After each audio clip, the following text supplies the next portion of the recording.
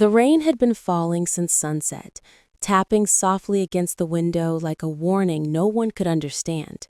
Ayesha sat on the edge of the bed, her hands resting on her swollen belly, feeling the baby shift inside her. The dim light from the bedside lamp flickered, once, twice, and then went out. He hadn't come home. Again. For hours she stared at the door, listening for footsteps that never came. The tea on the table had gone cold. On the wall, the clock's ticking was the only proof that time was still moving. She tried calling him, one ring, two, then silence. The phone stayed dark. By midnight, her body ached. A sharp pain caught her breath. She pressed her hands against her stomach and whispered, "Not now, please, not now." But the pain came again, stronger. She stood, holding the side of the bed, breathing through her teeth. Outside, thunder rolled like the sky itself was breaking apart.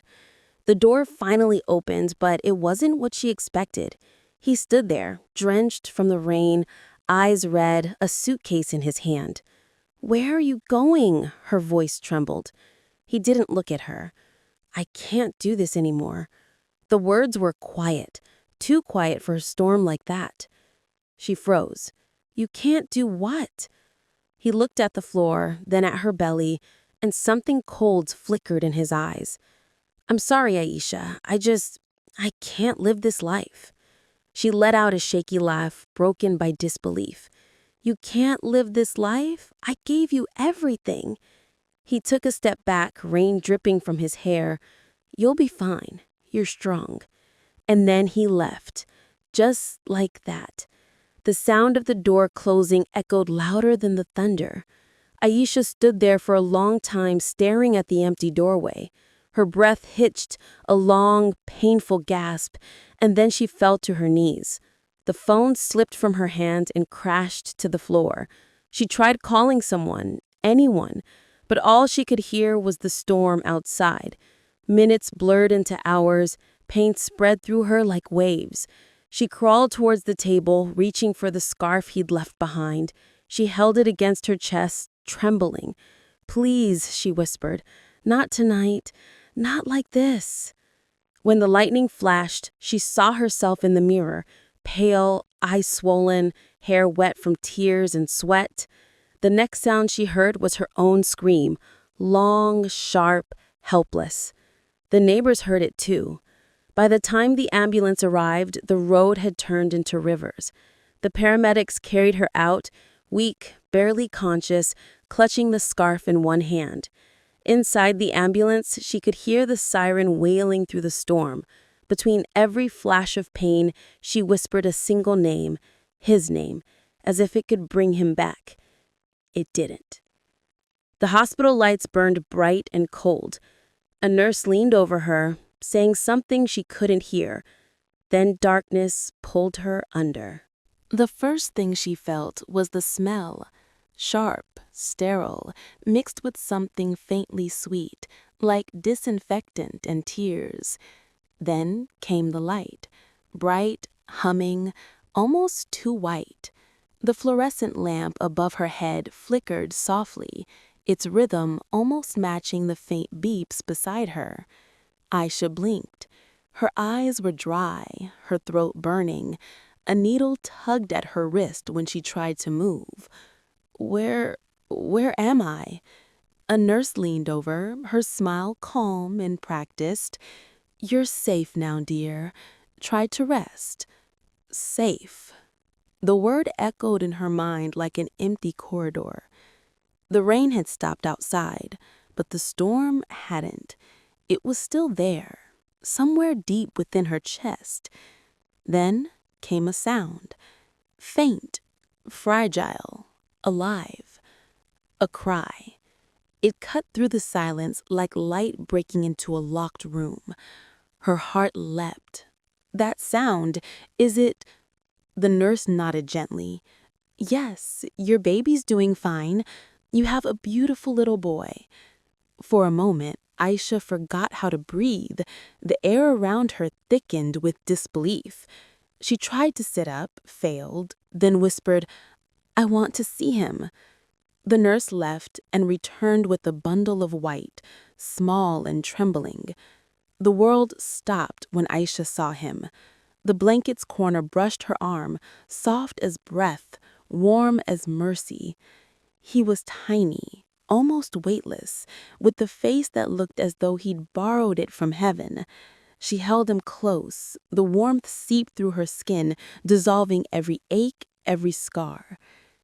"You came through the storm, my little one," she whispered. He quieted at once. His breathing steadied, soft, perfect, fragile. The silence no longer hurt. It healed. For a long time, she watched him sleep, the hum of the fluorescent lamp pulsing gently above her. Maybe storms aren't meant to destroy, she thought. Maybe they wash away the weak parts of us. But as peace settled in, guilt followed close behind. Would he ever know his father? Did the man who left even know his son had arrived? Or do storms swallow guilt you? When the doctor came in, she asked quietly, "Did anyone come with me that night?" He looked at his chart, then at her. "No, ma'am. The neighbors said they found you alone." The word alone struck harder than any pain she'd felt before. That night, she didn't sleep. She sat by the window, her baby in her arms, city lights blinking below like tired stars.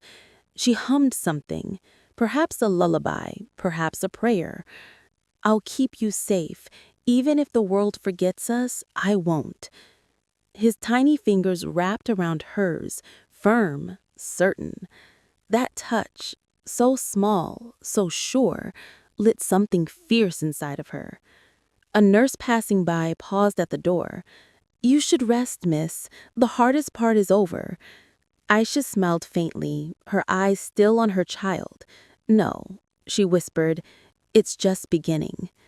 When dawn crept in, she signed the discharge papers with trembling hands. The pen's tip left small blots of ink on the form, tiny scars of survival. As she walked towards the exit, the automatic doors slid open. The morning light touched her face, soft, golden, like a gentle hand saying, "You made it." She stepped outside. The air smelt of rain and new beginnings. Looking down at her son, she kissed his forehead and whispered, "From now on, it's just you and me." The hospital behind her faded into the mist. For a moment, she turned back, thinking of him, the man who couldn't stay. But the thought dissolved, just like the rain that once drowned her world. She adjusted the shawl around her baby and took her first step into the morning. It wasn't bright yet, but it belonged to her. The storm had ended months ago, but sometimes, at night, she could still hear it inside her head. Not the sound of water, but of memories dripping through the cracks of silence. Ayesha's mornings began with the soft hum of the kettle and the gentle creak of the cradle. The room always smelled of warm milk and hope, two things she had learned to create with empty hands. Little Adam's laughter filled the small flat, bouncing off the cracked walls like sunlight breaking through glass. Outside, life kept moving. The world didn't ask how she was, it only watched quietly. The grocer at the corner sometimes gave her milk on credit. The landlady's knock came every Friday, 3 short taps that said more than words ever could. Ayesha smiled anyway. Smiles were cheaper than tears and easier to hide. One morning, while hanging clothes on the balcony, a gust of wind carried the faint scent of rain. For a moment, she froze. That smell, it was the same as the night she lost everything and gained a heartbeat in return. She turned to look at Adam, crawling towards her with his tiny hands, his eyes filled with trust. "He's my reason," she whispered softly, "not my reminder." Every evening, after stitching dresses for other children, she would trace the thread between her fingers and imagine weaving dreams instead of fabric. Once, a neighbor called out, "You work too much, Ayesha." She smiled and replied gently, "Some of us can't afford to rest." Her tone wasn't bitter, it was acceptance. Her voice carried the calm of someone who had already faced the worst and survived. Then came his first word. Not mama, not food. It was home. And she broke down silently, holding him close, whispering, "Yes, that's what we are." That night, she didn't pray for strength. She thanked God for peace. Time moved softly. The storms had taught her something the sunshine never could. That survival isn't loud. It's a quiet thing, like the sound of a mother mending a torn sleeve at midnight. When the sky turned gray again one afternoon, she didn't hide. Instead, she stood by the window, watching the rain fall like forgiveness. Her reflection smiled back, older, stronger, softer. She touched the glass and whispered, "Maybe storms don't leave scars. Maybe they plant gardens." The words lingered in the air like a prayer, answered too soon. Later that night, as she tucked Adam into bed, the room was warm and still, until a faint sound broke the silence. Slide. A white envelope slipped under the door. No footsteps, no knock.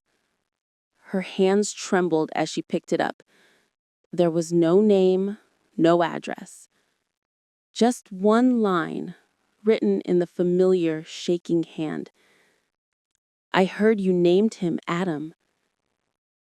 The rain outside began again, soft, endless, and full of ghosts. The candle flickered as the wind slipped through the cracks in the window. Ayesha sat on the floor, the envelope resting in her lap, its paper soft with damp edges, as if it had already wept. Outside, the rain whispered against the glass, hesitant, almost apologetic. The clock ticked once, then seemed to hesitate too. She traced the handwriting with trembling fingers. It was him, that uneven scrawl she had memorized long before life became this quiet. Her lips parted, but no words came, only air, heavy with memory. For a long while she didn't move. The room felt as though it were holding its breath. Then slowly she tore open the envelope. "Ayesha, if this reaches you, it means the sea didn't swallow it whole. I couldn't stay, not because I stopped loving you, but because I loved you too much to drown you with me. If he's real, tell him I once held the sound of his heartbeat before I ever heard it. I chose silence over fire. Maybe that was my sin." Her throat tightened. The words were neither apology nor explanation, only a shadow of what never healed. She blinked hard, but the ink still blurred, bleeding under her touch, as though it wished to disappear. A faint memory slipped through. The night she first realized she was pregnant, rain hammering the tin roof, her hands on her belly, whispering to the child, "You'll never be alone, I promise." Now, years later, that promise echoed back like a haunting vow. She folded the letter carefully and pressed it against her chest. Her voice cracked. "You thought the storm ended when you left. Perhaps you were the one who never made it out." Adam stirred in the crib. Ayesha turned to him, her tears softening into a fragile smile. "Your father wrote to you, but you'll never need his words to know who you are." The candle's flame wavered, then went out. Darkness. Only the rain kept moving, tracing silver lines down the glass. By morning, the world smelled of wet earth and second chances. She stepped into the garden, the hem of her dress damp from the grass. Tiny shoots trembled through the soil, new, uncertain, alive. Ayesha knelt, placed the letter beneath the roots, and pressed the soil closed. "Let the rain keep it," she whispered. "It belongs to the storm." A bird fluttered past. Adam laughed, pure, unknowing. She turned, sunlight spilling across her face. For the first time, she didn't flinch. It didn't burn. It warmed. She lifted Adam into her arms and twirled once. The world spun, slow, golden. Then silence. The clock inside stopped ticking. Adam's laughter faded. Only the wind remained, waiting. 3 knocks, sharp, hollow, each one louder than the last. Ayesha froze mid-step, her pulse racing. Not the landlady, not the postman. "Who is it?" she called, her voice trembling. Then quieter. I don't get visitors anymore." Silence. Then a faint sound, soft and metallic. Click. She looked down. Another envelope. Dry. Heavy. Sealed with wax. Her name carved deep into the red. The knock didn't stop. 3 steady beats, then silence. The kind that hums. The kind that waits. Ayesha stood frozen, the candlelight trembling across her face. Adam stirred in his cradle, letting out a faint cry, as though he too sensed the past hovering outside. She took one slow step towards the door. The floor creaked beneath her feet. Rain whispered through the cracks in the window, and thunder rolled far away, as if the sky itself were holding its breath. Another knock. Gentler this time. Almost familiar. Her heart began to race. Her hands felt numb. "It can't be," she whispered. She opened the latch just slightly, enough to let a sliver of cold air in. The candle's flame stretched towards the door, as if curious to see who had returned.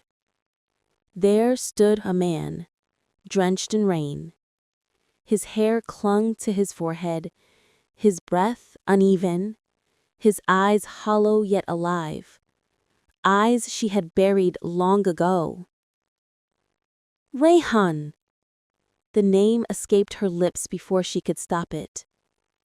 He didn't speak for a moment. He simply stood there, trembling, not from the cold, but from something deeper. Guilt, fear, memory. "I didn't come for forgiveness," he said at last. "I came because the storm wouldn't let me rest." The word struck her like thunder. She wanted to scream, to cry, to slam the door, but she couldn't. Her body refused to move. "Why now?" she whispered. "After everything, after all these years?" He looked down, his voice barely more than a breath. "Because the rain finally stopped for me, and I realized it never did for you." Inside, Adam whimpered again. The sound sliced through the silence like lightning. Rayhan's eyes lifted, drawn instinctively towards the sound. "That's..." He couldn't finish the sentence. Ayesha stepped between him and the cradle, her face calm, but her eyes vast, unyielding, storm-touched. "You lost the right to finish that word," she said softly. Her tone wasn't angry. It was absolute. He nodded slowly, defeated. "I know. I just wanted to see if you made it out of the storm." She looked past him, at the rain falling behind his silhouette, each drop catching the flicker of candlelight like shards of memory. "I didn't make it out," she said. "I learned to live inside it." The air between them felt alive, heavy, breathing, aching. Rayhan stepped back, his shadow fading into the dim corridor. He murmured, "I left a letter. Under the old oak tree by the well, if you ever want to know the truth." Her gaze didn't waver. She asked, "The truth?" He gave a faint, broken smile. "The truth was never mine to tell." He turned and walked into the rain. The storm swallowed him whole. Again. For a long time, Ayesha stood by the door, unmoving. The candle had burned low. Wax dripped down its side like melted tears. She closed the door slowly, locked it. Her reflection in the glass was different now. Not frightened, not broken, just awake. Adam's cry softened. She lifted him in her arms. Outside, the rain eased into a drizzle, soft, forgiving. She whispered, almost to herself, "Maybe the storm doesn't take people away. Maybe it brings back what's unfinished." She kissed Adam's forehead. His tiny hand brushed against her cheek. Warm, real, present. For the first time in years, she smiled. Not because it was over, but because she knew it wasn't. Then she noticed it. At the edge of the table, beside the heart-burnt candle, a second envelope. Dry, waiting. Her name written upon it in her own handwriting. The candle was nearly dead. Its flame quivered like a soul refusing to leave. Ayesha stared at the envelope lying on the table, pale, fragile, impossible. Her name, written in her own handwriting. She reached out slowly, her fingers trembling, afraid to touch what should not exist. The ink looked fresh, dark, untouched by time or rain. But how? She had not written a letter in years, not since that night. Her breath came shallow, heartbeat echoing louder than the thunder outside. She turned it over. No seal, just a faint scent, jasmine and smoke. The same scent that clung to her mother's shawl the day she disappeared. The room suddenly felt smaller, the air thickened, heavy with ghosts of memory.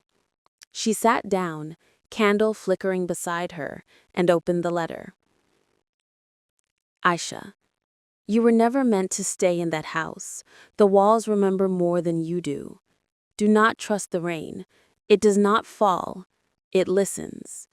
If he comes again, do not open the door. The one who left you was not the one who came back. Go to the oak tree. Burn what you find. And when the wind shifts, do not look behind you. A. The candle hissed. The ink on the paper shimmered, as if it were still wet, still alive. Ayesha's hands shook. The edges of the paper felt warm, almost pulsing. "What is this?" she whispered, her voice breaking. A sudden gust of wind swept through the window, snuffing out the candle. The room drowned in darkness. She froze. Her ears caught something. Not the rain, not the thunder. Whispering, low, rhythmic from within the walls themselves. Adam stirred in his cradle, but did not cry. His small eyes flickered open, staring not at her, but at something behind her. Her blood ran cold. Slowly, she turned. The hallway was empty. yet the air moved as though someone had just walked through. She grabbed the letter, clutching it tightly against her chest, and rushed towards Adam. Her pulse raced, her breaths sharp and uneven. "Shh, it's all right," she whispered, rocking him gently. But her voice did not sound like hers. The window creaked. Raindrops tapped against the glass in patterns. 3 short, 2 long, 3 short. A rhythm, a signal. She looked down at the letter again, her name glowing faintly in the dark as if the paper breathed. Something inside her whispered, "It's not written to you. It's written from you." Her knees weakened, the room spun. She stumbled to the table, searching for the candle, for anything to ground her. Her fingers brushed against something cold, the old photograph of her and Rayhan, taken years ago by the well. In the picture, Rayhan's face smiled faintly, but tonight his eyes moved. Not much, just enough to look directly at her. The photograph slipped from her hand, landing face down. And on the back, words appeared, inked slowly like veins forming beneath skin. "Don't let her finish the letter." Aisha's breath hitched. "Her?" she whispered. "Who?" A sudden knock. 3 beats. The same rhythm. She looked towards the door. The sound came again, softer this time. From within the house. Her throat went dry. Adam whimpered again. She backed away, holding him close, the letter still clutched in her hand. The walls whispered louder now, not words, only sounds, like memories crawling back to life. Outside, the rain stopped. Silence. And in that silence, a voice. Right behind her ear. "You shouldn't have opened it." She turned sharply, but there was no one there. Only the cradle. And the candle. Lit again, though she had not touched it. Its flame danced wildly, casting 2 shadows upon the wall. Hers. The candle burned steady now, unnaturally steady. No flicker, no breath, no hesitation. It glowed as though it guarded something living inside it. Ayesha did not move, her gaze fixed upon the wall. 2 shadows swayed side by side. One trembled softly, the other stood still, perfectly still. She turned slowly, her heart hammering louder than the rain outside. No one, only the cradle. And Adam's eyes, wide open, reflecting that merciless flame. Then came the whisper. Silk dragged across broken glass. "He's not sleeping anymore." The scent of damp wood and burnt jasmine thickened, the same scent that had lingered on the letter. Her mind flashed back to Rihan's voice in the storm. "If I could have stayed, I would have drowned us both." The echo cut through her chest like wind through cracked glass. She reached for the candle. Her fingers slipped through the flame. Cold, numb, endless. No pain, only the absence of warmth. She stumbled backwards, clutching Adam, but her arms held nothing. The cradle was empty. "Adam!" Her cry ricocheted off the walls, echoing far too long. Then, a faint giggle. High, distant, from the hallway. There, at the far end, stood a small silhouette, dripping wet. Rainwater pooled beneath its feet, though the floor was dry. "Adam," she whispered, but she already knew it was not him. The figure tilted its head, eyes glinted white. Then it spoke, the other woman's voice. "You finished the letter." "Who are you?" "You wrote me, remember?" "I burnt it." "No fire burns memory, Ayesha. You kept me alive the moment you remembered me. The window slammed open. Rain burst in like shattered glass. Papers spiraled. Curtains screamed. Yet the candle did not flicker. In the doorway mirror, her reflection stood there holding Adam. But she was not. Her reflection smiled. You thought the storm ended when you left? Perhaps you were the one who never made it out. Ayesha whispered, trembling, "No, this is not real." "You left me in the storm," the reflection said. "Now I am simply taking back what is mine." The air around her wrist froze. Her skin turned white beneath an invisible frost, as a pale hand emerged from the mirror and seized her. "Give him back!" she screamed. The reflection's eyes gleamed blue. "He was never yours to keep." The letter upon the floor began to burn, its flame blue as sorrow. It hummed, faintly, a child's lullaby twisting into smoke. Words rose in the fire. The storm does not forget its children. The reflection let go. The mirror darkened to nothing. Silence. Ayesha collapsed, trembling. Ash streaked her hands. Faint blue veins of ink pulsed beneath her skin. She looked toward the cradle. Empty. Only the candle remained. 2 flames now.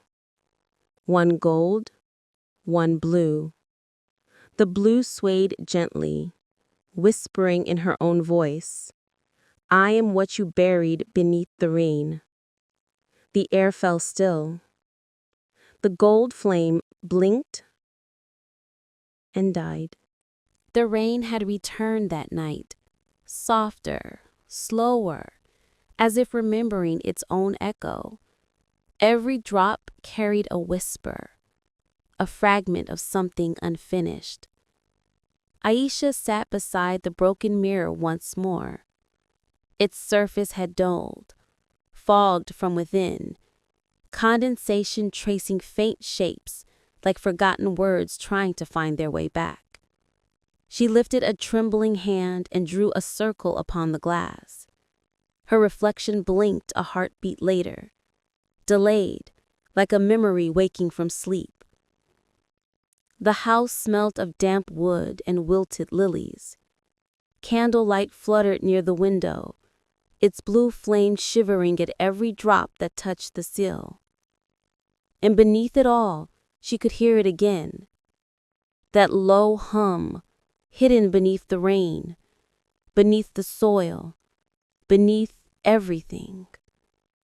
Like someone breathing under layers of earth.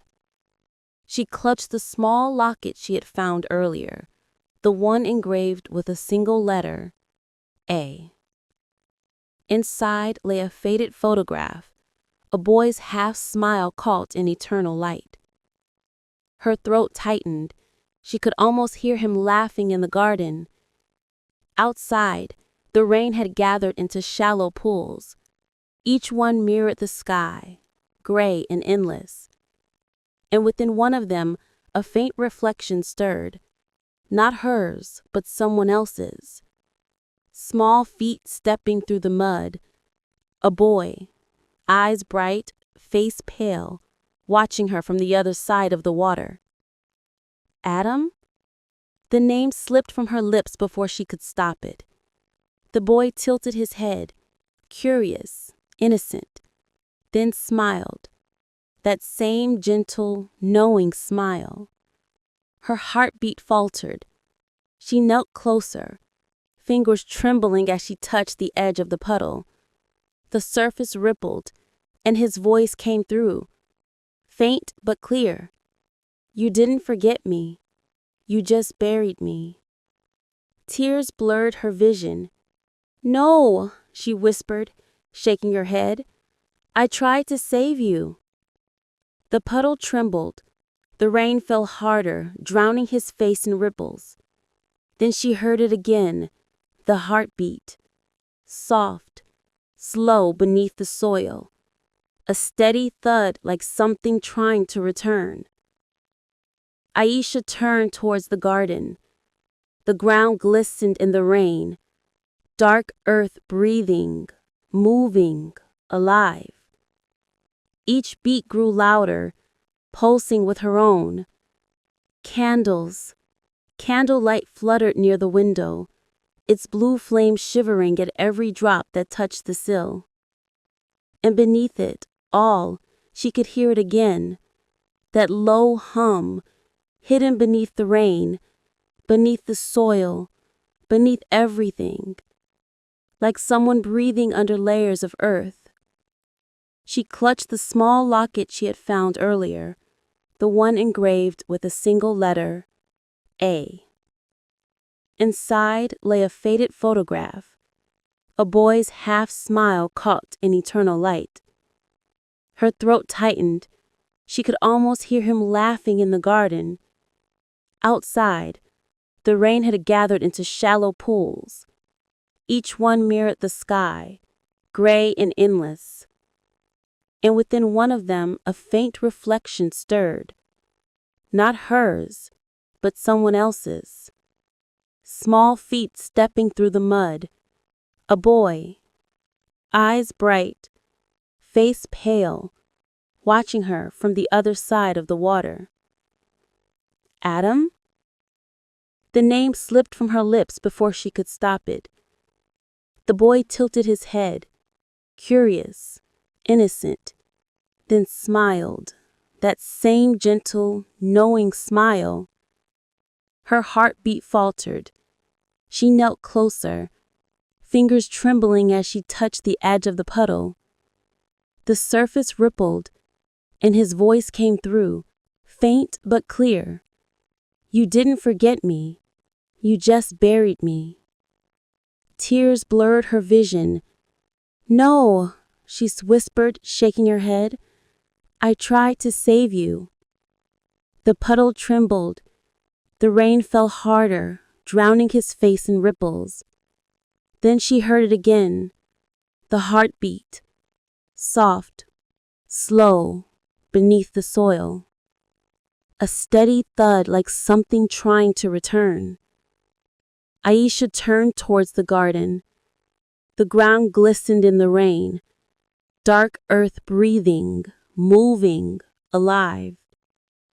Each beat grew louder, pulsing with her own. Mud clung to her bare feet as she stepped forward, and every drop of rain seemed to whisper the same name, Adam, Adam. She fell to her knees and pressed her hands into the soil. It was warm. Something beneath shifted, like fingers brushing hers from below. Then, silence.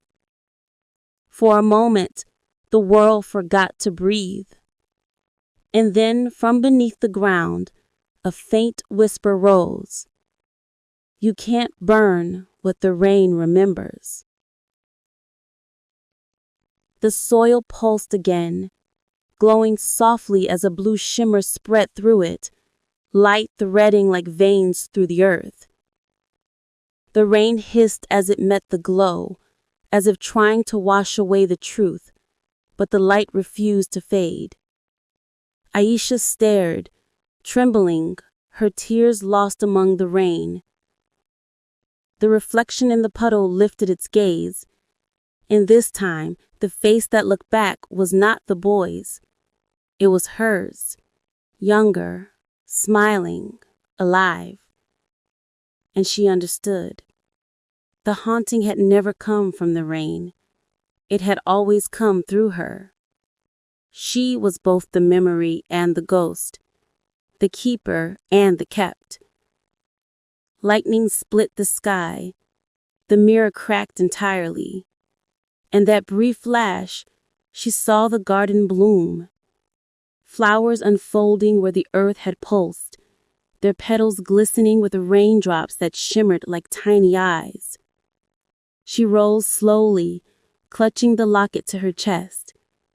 The rain softened, its rhythm calm, almost like a lullaby.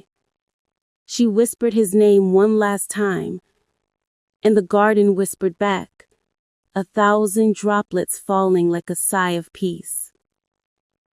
She thought the garden had gone silent, but the rain still remembered her name, as if the sky itself refused to forget. The morning arrived without light. Only a pale mist lingered above the garden, the kind that moves like a breath from something still half alive. The rain had ceased, yet the world still sounded wet. Every leaf trembled, every petal glistened with what the night refused to forget. Ayesha stood in the doorway, clutching the locket. Her clothes were soaked, her hair tangled with rain and soil, yet her eyes, calm, hollow, steady, looked as though they had witnessed centuries. Behind her, the house had fallen silent once more, its walls swollen with moisture, its mirrors veiled in fog. She walked through the hallway, slow, deliberate. The wooden floor groaned beneath her steps, like an old memory stretching awake. Each portrait on the wall seemed to follow her, faces blurred by time and rain stains. One frame had shattered entirely, its shards reflecting her in fragments. A dozen Ayeshas staring back, each one whispering something she could not hear. In the drawing room, a single candle still burned. Its flame had turned white, not warm, but ghostly pale. She knelt before it and placed the locket beside it. The photograph within had begun to fade, but the boy's smile remained, faint, like an echo trapped in silver. "You never left, did you?" she whispered. Her voice sounded unfamiliar, softer, like rain upon glass. From somewhere deep within the walls, a drip echoed. One drop again and again. Steady, relentless, like a clock that remembered the moment everything stopped. A faint breeze brushed her cheek. The mirror above the fireplace shimmered, its fog drawing inward, revealing words forming in condensation. "You remember now." Her heart stumbled. "I tried to forget," she murmured. The words on the glass trembled, then changed. "You became what you forgot." Thunder rolled, slow, distant, like a breath drawn by the sky itself. Ayesha's reflection blinked, yet it no longer followed her. The reflection stepped closer from within the glass. Its eyes were dry, its hands were clean. The woman in the mirror smiled, gentle, mournful. "It was never the rain that haunted you," the reflection said. "It was what the rain remembered for you." The room darkened. The candle's pale flame bent towards the mirror, drawn to it, like a soul recognizing its twin. Raindrops began to form upon the ceiling, running upward instead of down. Gravity itself seemed to lose its meaning. Every reflection in glass, in puddle, in window shimmered, pulling inward towards a single point. Ayesha stepped back, her breath trembling. The mirror pulsed, once, twice, like a heartbeat. Then slowly it opened. Not shattered, opened. Behind the fracture was not glass, but water, endless, rippling, luminous blue. Within it, she saw the garden, the house, herself, all repeating in silent loops, like a memory refusing to fade. A child's laughter echoed faintly. Then came silence. Only the reflection remained, standing within the water, hand pressed against the glass. If you walk away now, you will forget again, and I shall have to begin all over. Ayesha's tears mingled with the rain upon the floor. Her voice barely rose above a whisper. I am tired of forgetting. She reached forward, and for the first time, her reflection did not mimic her. It reached out first. Their hands met. A thin film of water spread across her palm, warm, alive. The mirror glowed blue-white. The candle flickered out. And in that single instant, reflection and reality became one. The house exhaled. The walls sighed. Every mirror shattered, not in destruction, but release. A gentle rain began anew, falling only within the room. Ayesha stood alone now, or perhaps not. Her face was calm, her eyes clear, as though she had finally remembered something older than time. She lifted the locket, pressed it to her lips, and whispered softly, "Now the rain can rest." Outside, the mist drifted away from the garden. The puddles shimmered one final time, and in their reflection, two figures walked hand in hand, slowly dissolving into the dawn. The house was quiet now, not empty, quiet. Every sound lingered in the air, suspended, as though afraid to touch the world again. The mirrors were gone. Only faint outlines remained where they had once stood. Across the walls, the paint had begun to peel. Beneath it, watermarks shaped like hands reaching outward. Ayesha sat by the window, the locket resting in her palm. Outside, the garden shimmered under a strange light, neither day nor night, a blue-gray glow that seemed to breathe. The rain had stopped completely, yet the air still carried its scent. Earth, iron, memory. She looked down. Her reflection gazed back from the glass, soft, whole, unbroken. But something within her eyes had changed. There was calm now, and understanding. She no longer appeared haunted. She looked remembered. From somewhere deep within the house came a hum, faint, melodic, familiar, a lullaby. The same one Rayhan used to hum when he believed she slept. It drifted through the hallway like mist, wrapping itself gently around her. "You stayed," she whispered to the sound. "All this time you stayed." She rose and followed it. Each step left a faint ripple upon the wooden floor, as though she were walking upon water. The air shimmered around her, threads of blue light weaving through her fingers. When she reached the nursery door, she paused. The handle felt cold, colder than before. Slowly she turned it. Inside, the cradle rocked softly, though no wind stirred. A faint glow pulsed from within, steady, tender. She stepped closer. The blanket was empty. No, not empty.